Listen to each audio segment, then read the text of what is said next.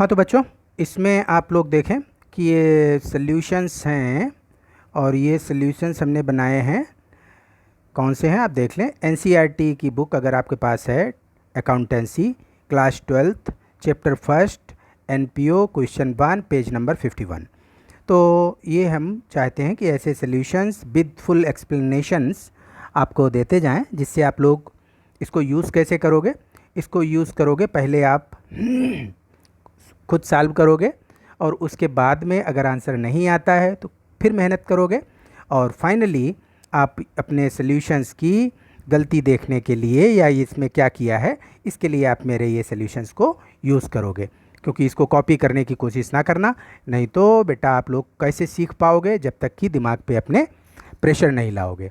तो दिमाग पे प्रेशर तब आएगा जब आप लोग अपने क्वेश्चन से खुद जूझना सीखोगे कि हमने क्या गलती की। तो ये आंसर आप लोग हमारे फाइनली देखें, पहले अपने आप से प्रैक्टिस ज़रूर करें। ये हमारी बिल्कुल एक ऐसी एडवाइस है जो आपके फ्यूचर के लिए अच्छी है। तो चले, ये हमारा पहला क्वेश्चन है। इस क्वेश्चन में क्या दिया है कि वो कहता है कि हेल्थ क्लब का दिया हुआ है prepare receipt and payment account, इसका रिसीट पेमेंट अकाउंट बनाओ। तो ठीक है, रिसीट पेमेंट अकाउंट हम बनाते हैं। तो नॉर्मल कोर्स में जो हमारी कैपिटल रिसीट्स होती हैं और रेवेन्यू रिसीट्स होती हैं इसका ध्यान रखोगे, और जो रेवेन्यू एक्सपेंसेस होते हैं और कैपिटल एक्सपेंडिचर होते हैं इनका ध्यान रखते हुए, खैर इसमें तो आपको केवल रिसीट पेमेंट बनाना है। तो केवल ये देखना है कि हमें क्या मिला और हमने क्या पे किया। तो इस हिसाब से पूरा सब आपका प्रिपेयर किया हुआ है। इसमें केवल खास बात ये थी कि इस क्वेश्चन की लास्ट लाइन दे रखी है क्लोजिंग कैश इन हैंड 12,000। तो क्लोजिंग कैश इन हैंड 12,000 दिया इसने, जबकि यहाँ पे जो बैलेंस आ रहा है 1,03,000। तो क्लोजिंग में बैलेंस आ रहा है 1,03,000 और ये कह रहा है क्लोजिंग कैश इन हैंड 12,000। तो इसका मतलब है जो बाकी का पैसा है वो हमारा बैंक का बैलेंस है, ये इसमें निकालना था। तो आप लोग इसको बहुत ईजिली देख सकते हो और समझ सकते हो। अब हम आते हैं अपने क्वेश्चन नंबर 2 पे। क्वेश्चन नंबर 2 को ध्यान से देखो। क्वेश्चन नंबर 2 ये भी हमारा एनसीईआरटी का सेकंड क्वेश्चन है।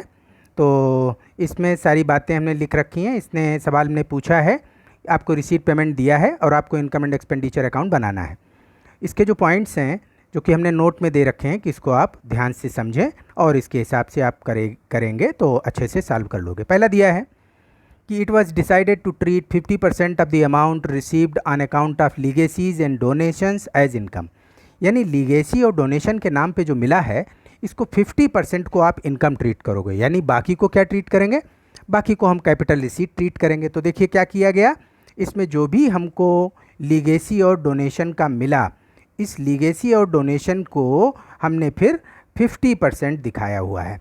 तो आप इसको ध्यान से देखें कि लीगेसी और डोनेशन में इसमें जो भी मिला इसका 50% इनकम में, बाकी का पैसा कहाँ जाएगा, बैलेंस शीट में जाएगा। नेक्स्ट देखो, liability for expenses would be shown in balance sheet liability side. अब जो भी हमारी एक्सपेंसेस की लाइबिलिटी इसने दे रखी है, रेंट, सैलरीज 1200, एडवर्टीजमेंट, तो इसने बैलेंस शीट बनाने को तो बोला नहीं, तो आपने इनको इसमें ऐड कर दिया क्योंकि इतना पोर्शन एक्सपेंसेस का भी हमने पे नहीं किया था। तो जब पे नहीं किया है आपने तो क्या करोगे, इसको खर्चे में तो जोड़ दोगे और बैलेंस शीट में जाएगा। नेक्स्ट क्या है, ₹2,000 due for interest on investment was not actually received. तो ये भी आपकी अक्रूड इनकम हो गई और इंटरेस्ट की जितना पैसा हमको मिला, इंटरेस्ट का हमको इंटरेस्ट ऑन इन्वेस्टमेंट 3,800 बता रहा है, इसमें 2,000 आप ऐड कर देंगे और इस तरीके से ये फिगर भी आपकी कंप्लीट हो जाएगी। तो ऐसे करके किया हुआ है और जो इसमें इम्पॉर्टेंट था वो हमने इसके नोट्स में दे दिया। इसको आप ज़रूर पढ़ें और इसके बेसिस पे अपने इस सवाल को देखें कि कहाँ कैसे क्या करना है। अब नेक्स्ट क्वेश्चन है क्वेश्चन नंबर 3। इस क्वेश्चन नंबर 3 में देखो, इसमें दे रखा है from the following particulars prepare income and expenditure account, और इसने कुछ 2-3 इसकी चीज़ें हैं जो आपको हम स्पेसिफिकली बताना चाहते हैं, बाकी सब नॉर्मल है। जैसा इसने दिया fee collected including 80,000 on account of the previous year. तो इसने जो फ़ी कलेक्ट की इसमें से 80,000 किस ईयर को बिलोंग करता है, लास्ट ईयर को बिलोंग करता है।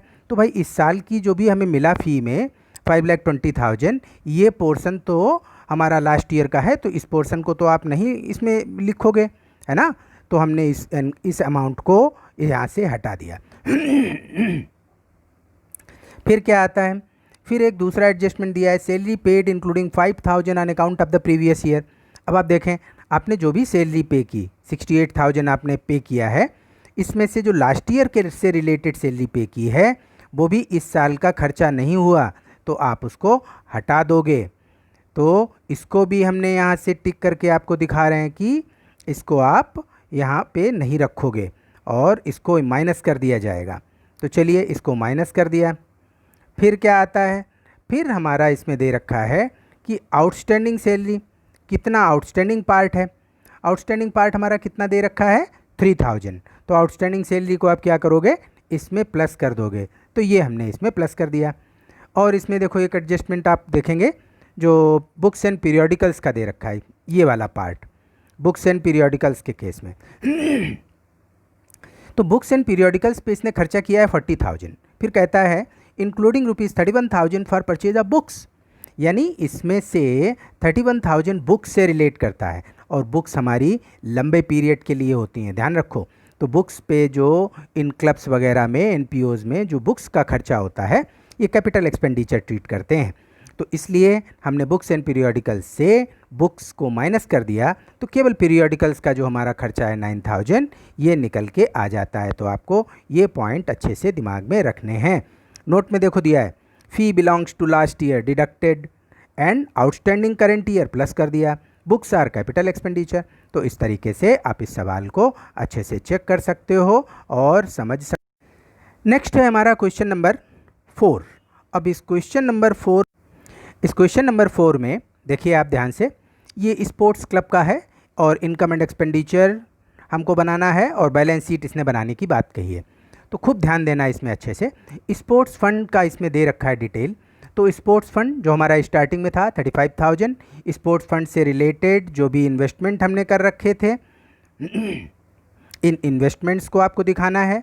ये हमने इन्वेस्टमेंट साइड बैलेंस शीट में एसेट्स में शो होता है, तो इसको हमने एसेट्स में लिखा हुआ है, ये स्पोर्ट्स फंड हो गया।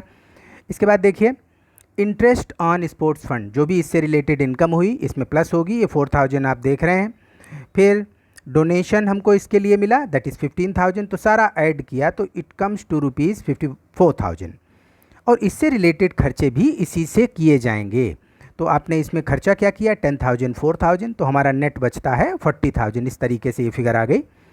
फिर आप दूसरा देखें, इसमें दिया है जनरल फंड या कैपिटल फंड बोला जाता है। तो जनरल फंड हमारा 80,000 और जनरल फंड का जो इन्वेस्टमेंट किया है वो इन्वेस्टमेंट की साइड हमने दिखा दिया। फिर आता है interest on general fund investment. तो जनरल फंड पे जो हमारा इन्वेस्टमेंट होता, जो हमने इन्वेस्ट किया और हमको अर्निंग हुई, that earning is treated as your recurring income. तो इसलिए इसको इनकम एंड एक्सपेंडिचर अकाउंट में दिखाया गया। ध्यान देना इस बात को, क्योंकि जनरल फंड कैपिटल फंड होता है और इसको हमने कहीं इन्वेस्ट किया तो हमारी जो रिकरिंग के खर्चे हैं इसमें ये हेल्प करता है। तो it is treated in this manner. और बड़ा इजी सा सवाल है, आप इसको आराम से कर सकते। चलिए आ जाइए क्वेश्चन नंबर 5। ये दिया है पेज नंबर 53 और बस कंटिन्यूएशन में आप देखिए और ये बात ध्यान रखेंगे आप लोग बहुत अच्छे से। ये सवाल में एक बहुत ही बढ़िया पॉइंट दे रखा है, इसको हम ज़रूर आपको समझाने की कोशिश करेंगे, इसको समझिए। तो हमारा donation receive during the year, that is for the construction of a permanent pavilion. तो दैट इज़ इसका जो हमारे पास बैलेंस दे रखा है और रिसीव्ड ड्यूरिंग द ईयर का कह रहा है, सो दैट इज़ 12,25,000। इसमें से खर्चा आपने कितना कर दिया, खर्चा कर दिया 10,80,000, ये घटा दिया गया। तो हमारे पास इस फंड में बचता है केवल 1,45,000। साथ में ध्यान दो, the total estimated expenditure on construction of pavilion being 25 lakh. तो ये एक एस्टिमेटेड एक्सपेंडिचर है, आप एस्टिमेशन की अकाउंट्स में कोई भी एंट्री नहीं करते, ये कोई भी हमारा फाइनेंशियल चार्ज नहीं बनता, कुछ इसका एस्टिमेशन का या प्रोजेक्शन का हम कोई भी फिगर अकाउंटिंग रिकॉर्ड में नहीं आती। तो ठीक है, वो 25 लाख का हिसाब किताब है, वो आगे देखा जाएगा, लेकिन बुक्स में रिकॉर्ड नहीं होगा। इसमें एक और बहुत स्पेशल पॉइंट है, वो आपको देखना है। आपने इसमें से 10,80,000 पवेलियन का WIP दे रखा है। WIP मतलब होता है वर्क इन प्रोग्रेस, क्योंकि अभी आपका ये कंप्लीट नहीं हुआ है और वर्क इन प्रोग्रेस चल रहा है, तो इस वजह से WIP।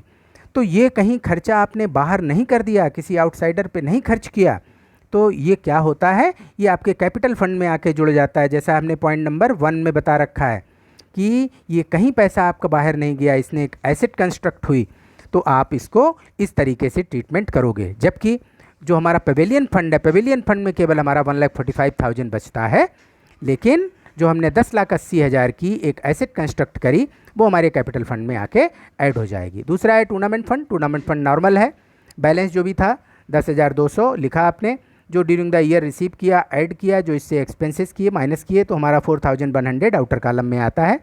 और लाइफ मेंबरशिप फी कैपिटलाइज की जाती है, सो दैट इज़ कैपिटलाइज्ड। इससे जो रिलेवेंट इसका जो डिटेल है वो हमने नीचे दे दिया है। तो बस बच्चों इस तरीके से इसमें ट्राई करो और कोशिश ये करोगे, पहले खुद सॉल्व करोगे, अपने कंसेप्ट क्लियर करोगे, फिर प्रॉब्लम हो तब इसको देखोगे, तभी इसका एक सही और अच्छा बेनिफिट मिलेगा और हमारा पर्पज़ सॉल्व होगा। Thank you students. अगर अच्छा लगे तो लाइक करो। तो हम इसी तरीके के वीडियो चाहेंगे आपको बनाएं जिससे आपके लिए ज़्यादा फ्रूटफुल हो और आप अच्छे से अकाउंट को समझ पाओ। Thank you.